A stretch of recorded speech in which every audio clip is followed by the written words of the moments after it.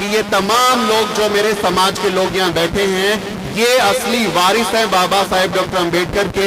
ये अपना काम करके, काम धंधा छोड़ के, दिहाड़ी मजदूरी करके बैठे हुए हैं। तो आप सबका आभार व्यक्त करता हूँ। एक छोटी सी कहानी सुनाता हूँ, फिर उससे आगे बढ़ेंगे कि आप अगर अभी सो रहे हैं तो आंखें खुल जाएंगी। ये कहानी आपको जरूर पसंद आएगी।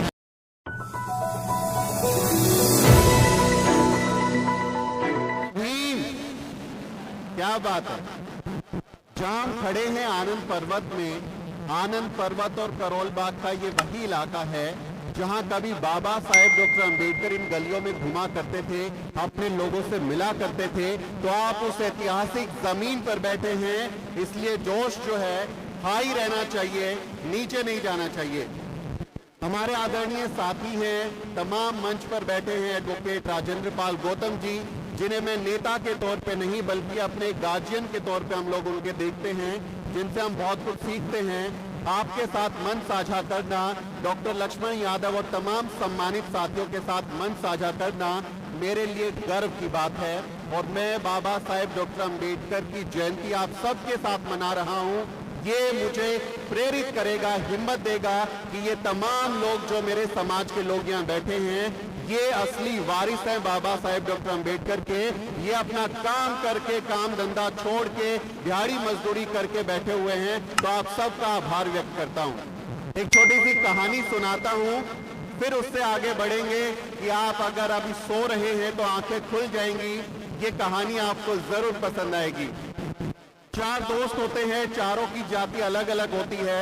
एक ब्राह्मण दोस्त होता है, एक बनिया दोस्त होता है, एक ठाकुर दोस्त होता है और एक हमारा दलित बहुजन दोस्त होता है।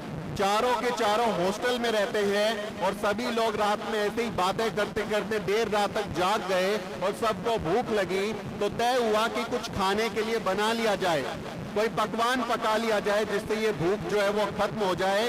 तो सब लोगों ने तय किया कि चलिए मिलके आधी रात में खीर बनाते हैं।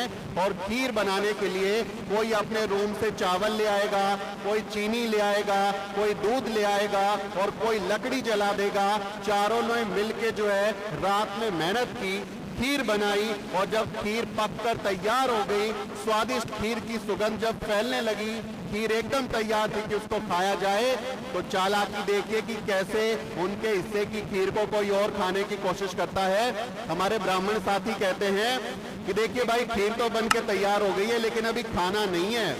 खाएंगे तब जब रात में आप सो जाओगे और अपना सपना सुबह उठकर बताओगे और जिसको सबसे अच्छा सपना आया होगा उसको खीर खाने को मिलेगी। सब लोगों ने मेहनत करी खीर बनाने में, सब लोगों ने उसमें अपना योगदान दिया। खीर बन गई थी तो सबको बराबरी से मिलनी चाहिए थी। लेकिन हमारे ब्राह्मण साथी कहते हैं जिसका सपना अच्छा होगा सुबह उसी को खीर खिलाएंगे। आप जल्दी जल्दी जाओ, सो जाओ और अपना सपना सुबह उठकर सुनाना। तो सभी लोग सो गए जल्दी में। अब ब्राह्मण साथी उठ गए, सुबह सब लोग उठे तो पूछा गया कि बताइए आपको क्या सपना आया रात में, अगर आपका सपना अच्छा होगा तो आपको खीर खाने को मिलेगी। तो हमारे ब्राह्मण साथी कहते हैं मेरे सपने में रात में प्रभु राम और माता सीता आई थी। उन्होंने कहा कि बच्चा खीर तो तुमको खानी चाहिए, तुम इस खीर के हकदार हो, इसलिए सारी खीर मैं खाऊंगा, किसी और को खीर नहीं मिलेगी। अब हमारे ठाकुर साथी से पूछा गया कि आप भी बता दीजिए आपको क्या सपना दिखा। तो वह कहते हैं कि देखिए मेरे सपने में प्रभु राम, माता सीता और लक्ष्मण जी तीनों आ गए थे और उन्होंने कहा कि खीर आपको खानी चाहिए, इसलिए सारी खीर मेरी है, मैं इस खीर का हकदार हूँ। अब हमारे बनिया साथी भी थोड़ा सीख गए उनके साथ रह के। उनसे पूछा गया कि बताइए आपको क्या सपना दिखाई दिया, फिर हम आपको खीर खिलाएंगे। तो उन्होंने कहा कि देखिए मेरे सपने में प्रभु राम, माता सीता, लक्ष्मण जी और हनुमान जी चारों लोग आ गए और उन्होंने कहा कि खीर तो बच्चा तुमको खानी है, तुम ही इस खीर के वारिस हो, इसलिए सारी खीर मेरी है, तुम लोगों को कुछ नहीं मिलेगा। अब हमारे दलित बहुजन भाई से पूछा गया कि भैया आप भी बता दो आपको सपने में क्या दिखाई दिया, आपका सपना कैसा था। तो ध्यान दीजिएगा, हमारे दलित बहुजन साथी कहते हैं रात में मेरे सपने में बाबा साहब डॉक्टर अंबेडकर आए थे। उन्होंने कहा कि हे मूर्ख, सदियों से सो रहा है, उठ जा, जाकर अपने हिस्से की खीर खा ले, कब तक सोता रहेगा। इसलिए मैं रात में उठा और अपने हिस्से की खीर खा गया। तो हमें नींद से जागना है, अपने हिस्से की खीर खानी है। कोई षड्यंत्र करके हमारी मेहनत की कमाई को खा जाएगा, हमारा योगदान होगा, खीर हमारी कोई और खाएगा, ये चलेगा नहीं। इसलिए नींद छोड़ना जरूरी है और हमें अपनी खीर को अपने हिस्से में लेके आना है। आप लोगों के इतने खूबसूरत चेहरे हैं, इतनी शानदार एनर्जी आपके लोगों की है और सबसे खूबसूरत इस पंडाल की जो तस्वीर है कि साथ में महिलाएं बराबरी की संख्या में बैठी हैं, जो यहाँ बाबा साहेब डॉक्टर अंबेडकर की जयंती मनाने आई हैं। इसलिए महिलाओं के लिए एक बार जोरदार तालियां बजाइए कि तमाम घर का काम करते हुए, आपके बच्चों को, आपके परिवार को पालते हुए, काम करते हुए, और क्योंकि ये वर्किंग क्लास एरिया है तो ज्यादातर महिलाएं काम भी कर रही होंगी, मजदूरी नौकरी पेशा भी करती होंगी, उसके बावजूद यहाँ पर आई है। ये हमारे आंदोलन की जीत है कि जब भी हम किसी कार्यक्रम में जाएं, जब भी बाबा साहेब डॉक्टर अंबेडकर की जयंती मनाएं या ऐसे सामाजिक कार्यक्रम मनाएं, तो हम अपने घर की महिलाओं को भी साथ लेके जाएं, उनको भी लेके जाएं। क्योंकि आप नहीं लेके जाओगे तो इनको कौन लेके जाएगा? कोई कथा वाला ले जाएगा, कोई कलश यात्रा वाला ले जाएगा, कोई व्रत वाला ले जाएगा, कोई फूंक मार के कुछ चमत्कार करने वाला ले जाएगा। इसलिए हमारी जिम्मेदारी है कि हमें इन पाखंड से अगर बचना है तो अपने घर की महिलाओं को, आधी आबादी को बराबरी का हक देना होगा। वो आएंगे, सीखेंगे, उनके जहन पर कुछ असर होगा, इसलिए हमेशा उनको अपने साथ रखना हमारी जिम्मेदारी है। बाबा साहब डॉक्टर अंबेडकर कहते हैं, मैं किसी समाज की तरक्की को इस बात से आंकता हूं कि वहां महिलाओं ने कितनी तरक्की की है। इसलिए हमें उनसे सीखना चाहिए और महिलाओं को बराबरी का मौका देना चाहिए। उन्हें हमेशा अपने साथ लाइए ताकि किसी पाखंड में वो ना फंसे और बाबा साहेब डॉक्टर अंबेडकर के आंदोलन में बराबरी से हिस्सा लें और अपने लोगों के स्वाभिमान की लड़ाई में वो शरीक हो सके। मैं एक पेशेवर जर्नलिस्ट हूँ, पत्रकार हूँ। आप में से बहुत सारे लोग जो है मीडिया को पसंद नहीं करते होंगे, क्योंकि मीडिया का कैमरा, मीडिया का माइक कभी आपके यहाँ पे आके नहीं दिखाता होगा कि देखिए आनंद पर्वत की जो ये गलियां हैं, ये गली की हालत कैसी है, यहाँ पर लाइट की व्यवस्था कैसी है, पानी की व्यवस्था कैसी है। इतनी खराब सड़क है कि जब हम आ रहे थे तो हमें लगा ये कौन से इलाके में आ गए, ये कैसी राजधानी है कि हमारे लोगों के एरिया में इस तरह से जहाँ हमारे लोगों को बेसिक सुविधाएं नहीं है, मीडिया के लोग आपको नहीं दिखाते होंगे आके। तो मीडिया को आप लोग पसंद नहीं करते होंगे बहुत सारे लोग, क्योंकि वो आपके मुद्दों से ध्यान भटकाते हैं, आपको वो खराब चीजें दिखाते हैं। टीवी पर सुबह सुबह तारे सितारे दिखाते हैं, कुंडली वाला काम दिखाते हैं, बाबाओं को बिठा देते हैं और सुबह सुबह हमारे लोगों के जहन में डाल दिया जाता है कि फलाने बाबा पे तेल नहीं चढ़ाओगे तो तुम्हारा नुकसान हो जाएगा, उस वाले बाबा की कथा नहीं कराओगे तो कोई नुकसान हो जाओगे, आप घर से निकलोगे कोई दुर्घटना हो जाएगी, फेल हो जाओगे, इंटरव्यू में पास नहीं होगे, नौकरी नहीं मिलेगी। सुबह सुबह हमारे लोगों के जहन में डालने का काम मीडिया करता है अपने टीवी चैनलों पे, जिसकी जिम्मेदारी थी इस देश को बेहतर बनाने का काम करना। मीडिया में सबसे जरूरी जो जर्नलिज्म की पढ़ाई होती है उसमें सिखाया जाता है, मीडिया का काम है इस देश को बेहतर बनाना, इस देश को रहने लायक बनाना, कि जिन लोगों के साथ अन्याय होता है, जिन लोगों का हक मारा जाता है, उनके पक्ष में खड़े हो जाना और जो सत्ता में बैठे हुए लोग हैं उनसे सवाल पूछना कि जो तुम्हारी जिम्मेदारी थी, जिस कुर्सी पर तुम जिम्मेदारी के साथ बैठे थे, वो काम तुमने क्यों नहीं किया।